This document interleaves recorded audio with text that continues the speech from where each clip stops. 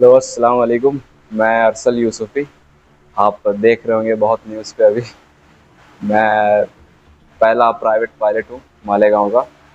हम्म, आप लोगों की तरह मैं भी बचपन से सपना देखता आ रहा हूँ उड़ने का। मैंने मालेगाँव स्कूल से अपना जो इब्तदाई तालीम है वो हासिल की है। स्कूल, हाई स्कूल सब मालेगाँव स्कूल से किया। फिर मैंने 12th science Malegaon high school and junior college से किया है। उसके बाद मैंने पायलट बनने का सपना जो था वो उसको पूरा करने के लिए देखा, बट आप सबको पता ही होगा कि फाइनेंशियल बैकिंग बहुत लगती है। तो मैंने एकदम इनिशियली आप 12th के बाद ये करना मतलब मुनासिब होता है, बट फाइनेंशियल जो भी चीज़ें होती है वो तो हमारे पास था नहीं था। तो मैंने फिर पहले इंजीनियरिंग की, इसी फील्ड से रिलेटेड की। मैंने बेंगलोर में जैन यूनिवर्सिटी से बीटेक इन एरोस्पेस किया इंजीनियरिंग। उसके बाद फिर मैंने देखना शुरू किया कि कैसे किया जा सकता है। फिर मैंने बाहर से देखा कि बाहर मतलब काइंड ऑफ स्कॉलरशिप वगैरह मिलती है जो कि आपकी कॉस्ट आधी कर देती है ऑलमोस्ट। तो फिर वहाँ से हमारा स्टार्ट हुआ कि जाना है वैसा है। फिर अब वहाँ से गए, अल्हम्दुलिल्लाह अल्लाह ताला की रहमत से और माँ बाप की मेहनत से अभी रिसेंटली प्राइवेट पायलट लाइसेंस हासिल हुआ है। और आगे भी जो है जैसे कमर्शियल लाइसेंस वगैरह है उसके लिए तैयारी जारी है। तो बस ये रहा शॉर्ट इंट्रोडक्शन। फील्ड में जाने का पहला इंस्पिरेशन आपके लिए कहाँ से मिला? पहला इंस्पिरेशन, इस बात का जवाब मुझसे अच्छा अब्बा दे सकते हैं, क्योंकि अब्बा का शुरू से सपना रहा है कि पायलट वगैरह का जो भी है बनने का। और अब्बा उस टाइम पे कर नहीं पाए, जैसे अब उस टाइम पे इतनी अवेयरनेस नहीं थी, फंड्स वगैरह नहीं थे। मेरे जो दादा हैं वो भी जम्मू हाई स्कूल में टीचर थे। वो जम्मू हाई स्कूल के इनफैक्ट पहले टीचर है। तो वहाँ से मतलब इंस्पिरेशन देखा जाए तो ये जनरेशनली पास डाउन हुई है। फाइनली अब जाके मैं इस चीज़ को हासिल कर पाया हूँ। ऑब्वियसली मेहनत सबकी है, माँ बाप की और जितने लोगों की दुआएं हैं, तो वो है इंस्पिरेशन। तो वो है। जहाँ तक मेरा ख्याल है, मेरा जैसे बचपन से, जैसे हर बच्चा जो बचपन में चीज़ें उड़ते हुए देखता है, तो हवाई जहाज देखता है तो उसको लगता है कि यार ये तो बहुत अच्छी चीज़ है। मतलब सबको इंस्पिरेशन होता है कि मैं भी उड़ूँ। तो बस यही है बेसिक इंस्पिरेशन। वहाँ से आया, फिर बाद में फील्ड की जैसे जैसे मालूमात बढ़ी, फिर अल्लाह ताला ने रास्ता आसान कर दिया कि कैसे इसको अचीव करना है, कैसे क्या करना है। बस यही है। तो इसके पीछे स्टडीज से रिलेटेड कोई बात ऐसी जो आप लोगों को बताना चाहते जी, स्टडीज़ से रिलेटेड बेसिकली अगर किसी को पायलट बनना है इंडिया में, तो आपको जो प्लस टू जिसे कहते हैं, 11th 12th, ट्वेल्थ में फिजिक्स और मैथ्स होना चाहिए। मोर देन 60% मार्क्स होनी चाहिए उसमें। ये बेसिक रिक्वायरमेंट्स है आपकी। ऑब्वियसली आपकी इंग्लिश अच्छी होनी चाहिए, क्योंकि एविएशन में कुछ भी करना है तो उसमें इंग्लिश में ही होता है। इनफैक्ट इंग्लिश का भी मतलब एग्ज़ाम होता है, तो उसके भी लेवल्स होते हैं कि आप उस लेवल पे जब आप इंग्लिश बोल सकते हो तब जाके फिर वो आगे का प्रोसेस बढ़ता है।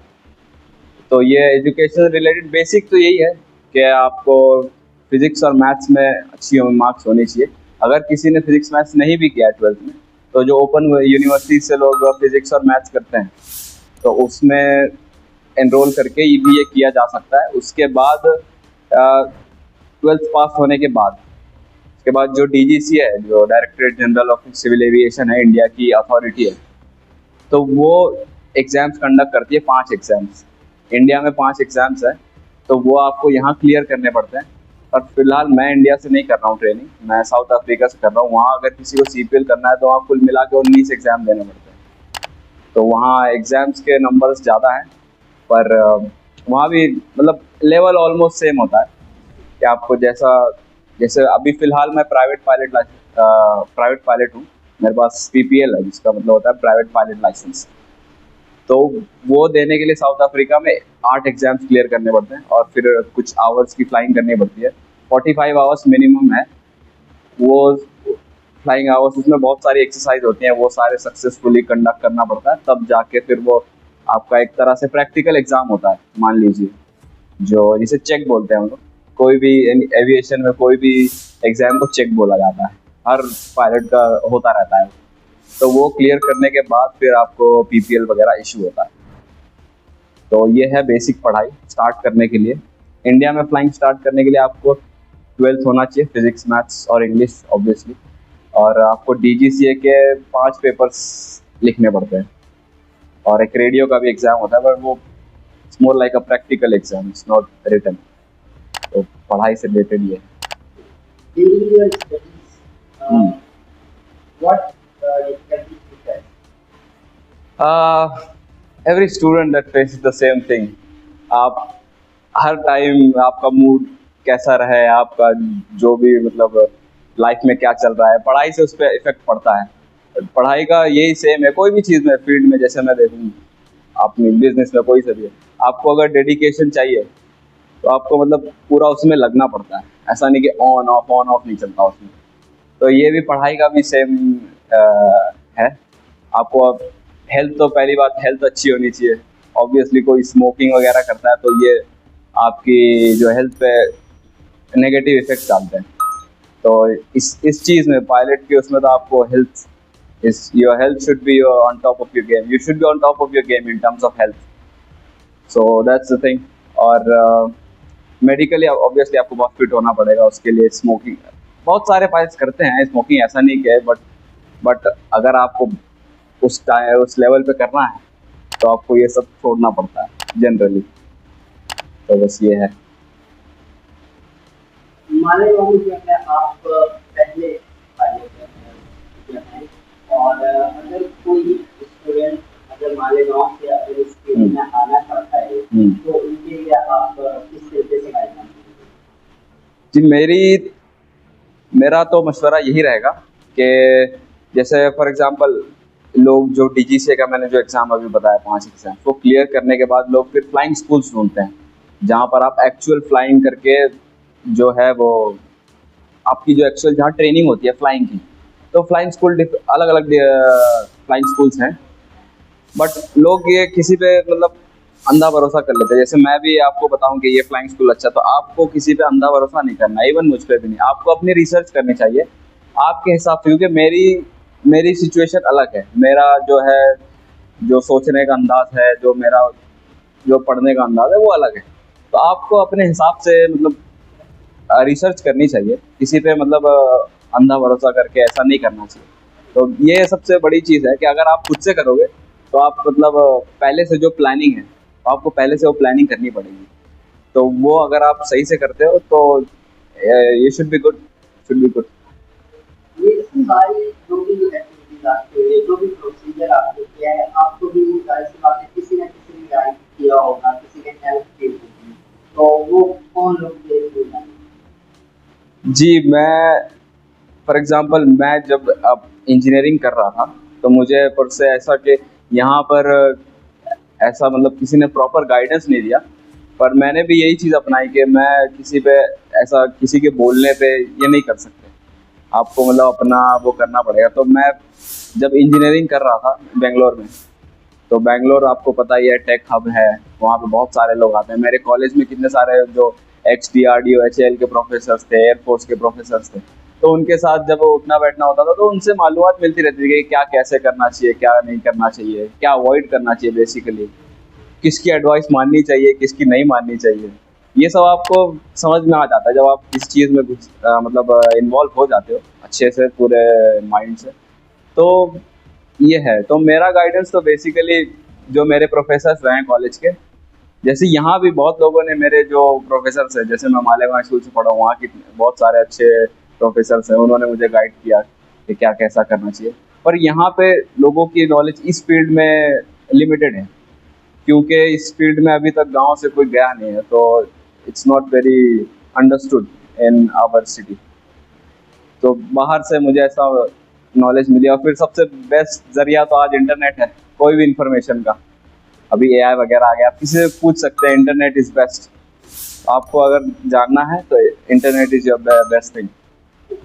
इसी को फैमिली सपोर्ट के बारे में आप क्या कितना वेटेज है फैमिली सपोर्ट का?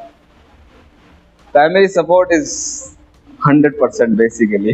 अब बिना फैमिली सपोर्ट के दिस इज नॉट पॉसिबल। आप देख सकते हैं मेरे फादर साहब बैठे हैं यहाँ पर, तो इनके सपोर्ट के बिना ये मुमकिन ही नहीं है।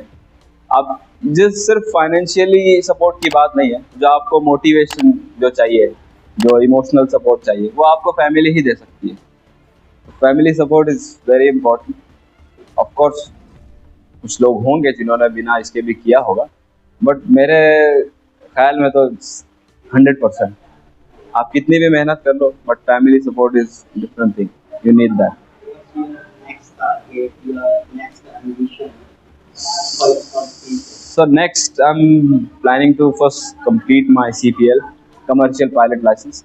उसके बाद मैं ये सोच रहा हूँ कि इंडिया में कन्वर्ट करवाया जाए, फिर यहाँ के जो एयरलाइंस हैं उसमें देखा जाए। ये भी एक मोटिवेशन है कि यहाँ से जो हाजी साहिबान जाते हैं कि मैं उन्हें लेकर जाऊँ यहाँ से उड़ा के, तो ये भी एक मेरी चाहत है। तो वो आगे की बात है, इंशाल्लाह आप सबकी दुआ रही तो वो भी मुकम्मल होगी। ये तो कॉमन सी चीज है कि अगर आपका बेटा जो है इतना बड़ा एक अचीवमेंट उसने लिया है तो खुशी तो आपको होगी, लेकिन इसके पीछे आपको स्ट्रगल की उसके बारे में। सबसे पहले तो मैं अल्लाह ताला का शुक्रिया अदा करता हूँ। तो देखिए, स्ट्रगल तो हर किसी की लाइफ में होता है, और वाकई में फाइनेंशियली बहुत पहले से जो है हमको प्रिपेयर होना पड़ता था। अभी अरसल के ताल्लुक से मैं बोलूँगा कि एक्चुअली इसने जो बोला है कि पेरेंट्स का जो है सपोर्ट के बगैर इम्पॉसिबल है, जैसे अभी अरसल ने भी कहा है। तो फाइनेंशियली जो है हमको पहले से प्रिपेयर होना पड़ता है कि किस टाइप की प्लानिंग करना है। पहले तो हम जो है इस कोर्स के बारे में, जैसे बहुत से आपको भी पता ही है कि ये फील्ड में बहुत रेयर लोग जाते हैं, और अल्हम्दुलिल्लाह अल्लाह का शुक्र है कि मालेगांव से पहला पीपीएल हासिल करने वाला मेरा बच्चा है अरसल यूसुफी। और इसके लिए तो मैंने बहुत पहले से प्लानिंग करके रखा था। इवन मैं अल्लाह का तो इतना शुक्र अदा करूँगा कि पहले से बहुत सारी मैंने प्रॉपर्टीज़ भी लेकर रखी थी कि यार खुदा ना खास्ता कभी ज़रूरत पड़े तो इसको बेचना पड़े तो उसको सेल आउट भी कर देंगे तो भी चलेगा। अल्हम्दुलिल्लाह अभी तक उसकी तो ज़रूरत नहीं पड़ी है। इंशाअल्लाह आप लोगों की दुआएं साथ रही और आवाम का, मालेगांव की शहरियान का हम लोगों को सपोर्ट रहा, तो इंशाअल्लाह ये बहुत जल्द सीपीएल भी कर लेगा। मेरा भी ताउन इसी तरह उसके साथ बना रहेगा। तब आपको फील हुआ कि मेरा ये बेटा जो है वो मेरी इस सपने को पूरा कर सकता है? जैसे अभी अरसल ने बताया था कि 12वीं के बाद मैंने भी ये सपना देखा था, लेकिन 1990 में मेरे वालिद जो है वो एक टीचर थे। उनकी कैपेसिटी उस वक्त उतनी नहीं थी, जो भी इसकी जो फीस वगैरह अफोर्ड करने की उस वक्त इतनी कैपेसिटी नहीं थी, और इतने अवेयरनेस भी नहीं थे, इंटरनेट इतना आम भी नहीं था, बहुत सारी मालूमात भी, क्लासेस वगैरह तो पता था, लेकिन सबसे मेन फंड का हम लोगों के पास कोई एडजस्टमेंट नहीं था। अब इसने जो है फील्ड भी ऐसे सिलेक्ट किया, इंजीनियरिंग में जो है आमतौर से अपने मालेगांव के बच्चे जो है मैकेनिकल, सिविल, इलेक्ट्रॉनिक्स, कंप्यूटर्स, ठीक है कंप्यूटर्स में आज जाना चाहिए क्योंकि मैं खुद कंप्यूटर से रिलेटेड हूँ। 1994 से मैं काबिल कंप्यूटर्स जो है रन कर रहा था। अभी अल्हम्दुलिल्लाह मेरे भाई साहब जो है MSc और MSc वगैरह कोर्स है वो बहुत कामयाबी से चला रहे हैं। तो इसने जब मुझको बोला कि एरोस्पेस इंजीनियरिंग में जाने के बाद, मतलब बेटा यार तुझको उसमें क्या है, इसको एक्चुअली जो है ना 12th के बाद से जो है स्पेस में जाने का बहुत शौक था इसको, और हम लोग बहुत डरते थे कि यार स्पेस में जाना वो खतरों से खाली नहीं है। और आप लोगों को बता तो कि मेरा इकलौता बेटा है, एक ही बेटा है मेरा, मतलब तू स्पेस में जाएगा तो वो बहुत खतरों से खाली नहीं है। मतलब तू कोई ऐसी इंजीनियरिंग कर ले या मेडिकल फील्ड में चले जाके अपना रोजगार जो है अपने शहर में मिल जाए, लेकिन इसने जो है ऐसी फील्ड सेलेक्ट किया, और उसका बचपन से या बड़े होने तक ऐसा सपना था कि क्या कुछ मैं ऐसा करूँ जो पूरा आउटस्टैंडिंग रहा, मतलब मालेगांव के लिए या शहर मालेगांव के लिए, नासिक डिस्ट्रिक्ट के लिए कुछ यूनिक रहे। और अल्हम्दुलिल्लाह इसने करके दिखाया। इसकी लगन देखकर, इसका जुनून देखकर मैंने भी प्रिपरेशन किया, और उसके मतलब फंड्स वगैरह जो उसको लग रहे थे वो मैंने पूरा अरेंज करके, जो भी अपनी जो ज़रूरत है वो कम करके पूरा इसके एजुकेशन पे हमने इसको पूरा लगाया है। अब आपको क्या हम लोगों को तो एक्सपेक्टेशन, देखो अल्लाह ताला की मर्जी के बगैर कुछ नहीं हो सकता। आप बंदा जो है कितना भी एक्सपेक्ट कर ले, अल्लाह ताला की जब जो मर्जी रहेगी वो होकर रहेगा। अभी जैसे इसने बताया कि इसका जो सपना है कि मालेगांव के हाजियों को, मुझको उस वक्त बहुत ज़्यादा खुशी होगी कि मालेगांव के हाजियों को ले जाने वाला जो कैप्टन होगा वो मेरा बेटा होगा। अच्छा, मालेगांव के लिए आपको पैगाम? मालेगांव के बच्चों को तो हम यही पैगाम देना चाहेंगे कि आजकल के जो बच्चे हैं कि मोबाइल में बहुत ज़्यादा इन्वॉल्व रहते हैं, मोबाइल में आप इन्वॉल्व रहो, लेकिन जो नॉलेज जितना ले सकते हो एजुकेशनल लाइन से या और भी कोई बिजनेस पर्पस के लाइन से कोई आपको नॉलेज लेना है तो उसका मोबाइल का उतना यूज़ करो।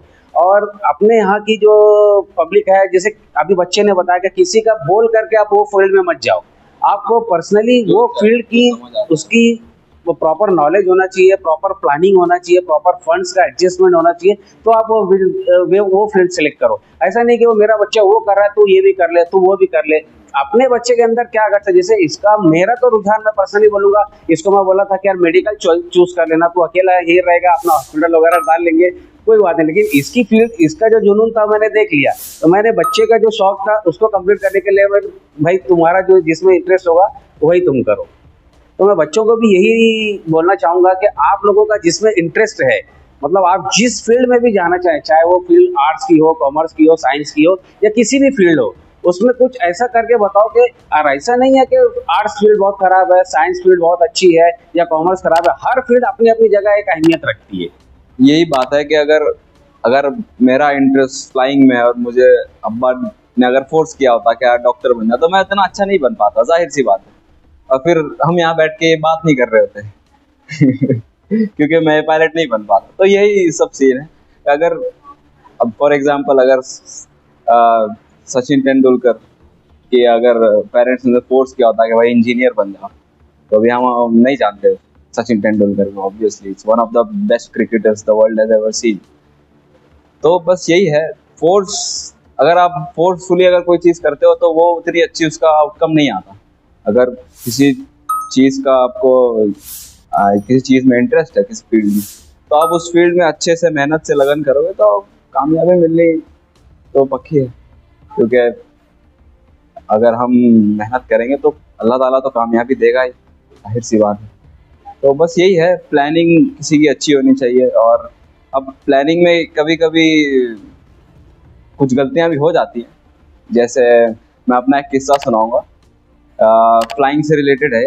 अभी जब मेरी ट्रेनिंग चल रही थी, तो ट्रेनिंग पीपीएल ट्रेनिंग के लास्ट फेज में जो क्रॉस कंट्री फ्लाइट्स हम उसे बोलते हैं, कि हम अपने एयरपोर्ट से निकल के दूसरे एयरपोर्ट पे जाते हैं, वहाँ पूरा प्लेन लेके आते, पूरा अनजान एरिया, अनजान शहर, सब कुछ अलग। तो पहले तो हम अपने इंस्ट्रक्टर के साथ जाते हैं कि वो सिखाता है कि कैसे करना है। फिर जब एक दो फ्लाइट के बाद इंस्ट्रक्टर हमें रिलीज कर देता है कि अब तुम इतने काबिल हो गए हो कि तुम जा सकते हो। तो मैं एक बताऊंगा अपना एक्सपीरियंस। मेरी first solo cross country flight थी। अब मुझे जाना था एक एयरपोर्ट पे। वो एयरपोर्ट है काफ़ी छोटा सा, मतलब वो आसमान से दिखता भी नहीं, मतलब बहुत करीब जाने के बाद दिखता है। तो मैं वहाँ उस जो शहर में है वो एयरपोर्ट, मैं उस शहर के पास जाते जाते मैं रास्ता भूल गया, मैं भटक गया। तो अब आप हवा में तो ऐसा नहीं होता कि आप भटक गए, आप साइड में गाड़ी लगा लो, किसी से पूछ लो, ऐसा नहीं होता। तो और कभी कभी हम ऐसी जगह पे उड़ते हैं कि फ़ोन का नेटवर्क वगैरह नहीं आता वहाँ पे, तो आप ऐसा नहीं है कि जीपीएस खोल के आप वो कर सकते हो, आप कहीं रुक के सोच भी नहीं सकते हो। वहाँ पे ऐसा है कि आप प्लेन आपको उड़ाना भी है और आपको ढूंढना भी है रास्ता, आपको बात भी करनी है। ये मैं इसको ऐसे डिस्क्राइब करूँगा कि आप गाड़ी चला रहे हैं, एक हाथ से, एक हाथ में आपके कॉफ़ी का मग है, आपको फ़ोन पे बात भी करना है, कॉफ़ी भी पीनी है, आपको गाड़ी भी चलानी है, आपको ट्रैफिक सिग्नल भी देखना है। तो flying is kind of like that, आपको सब चीज़ मल्टीटास्किंग करनी पड़ती है। तो मैं अनजान जगह पे जाके मैं गुम गया, मुझे रास्ता नहीं मिल रहा था। अब जाहिर सी बात है, लोग, मेरा भी ऐसा था, डर गया मैं, क्योंकि अभी रास्ता नहीं मिलेगा तो मैं वापस कैसे जाऊँगा। अब वो ऐसी जगह थी, वहाँ पे आप ट्रैफिक कंट्रोल से बात भी नहीं कर सकते। Was like a free air space, मतलब हम क्लास गोल्फ एयर स्पेस कहते हैं, तो वो जगह पे आप बात भी नहीं कर सकते। तो फिर मैंने सोचना शुरू किया कि भाई क्या करना चाहिए इस सिचुएशन में, क्योंकि ऑफ कोर्स मेरी प्लानिंग अच्छी थी, बट इतनी अच्छी नहीं थी कि मैं उस दिन सही उड़ा पाता। कुछ ना कुछ चीज़ें आ जाती है, कभी हवा चेंज हो गई, आप इधर उधर चले गए, तो ऐसा होता है कभी कभी। फिर मैंने प्लेन को सेटअप किया कि स्लो किया जाए ताकि स्पीड में आप कहीं और ना निकल जाओ। स्लो किया, मैप्स निकाले, उससे देखा कि मैं लास्ट टाइम यहाँ पर था, इस टाइम पे मैं इतने दायरे में कहीं होऊंगा। तो वो जो मेरी प्लानिंग के हिसाब से जो शहर मुझे मेरे 12 o'clock पे दिखना चाहिए था, वो मुझे काफ़ी दूर दिखा। तो मैंने फिर अल्लाह का नाम लेके उस तरफ फ्लाई किया, देखा तो एयरपोर्ट मिल गया फिर मुझे, फिर मैंने शुक्रिया अदा किया कि चलो अल्लाह का लाख लाख शुक्र है हम पहुंच गए। तो ऐसा होता है, कभी प्लानिंग आपकी थोड़ी गलत हो जाए, कभी कुछ और नई चीज़ आ जाए उसमें जो आपने प्लानिंग करते टाइम नहीं सोची थी, तो आप गुम जाते हो, ऐसा कभी होता है। ये मैंने एग्जांपल इसलिए दी कि लाइफ में कभी कभी ऐसा होता है, आप प्लानिंग करते हो कुछ और हो जाता है कुछ और, तो आपको घबराना नहीं है, लाइक आपको सोचना है कि क्या किया जा सकता है, क्या क्या आप क्या करना चाहिए, कैसे इसको हैंडल करना चाहिए। तो यह चीज़ हर चीज़ ये हर फील्ड में मतलब लागू होती है। तो बस यही है, आपको मुस्तकिल मिजाज रहना चाहिए।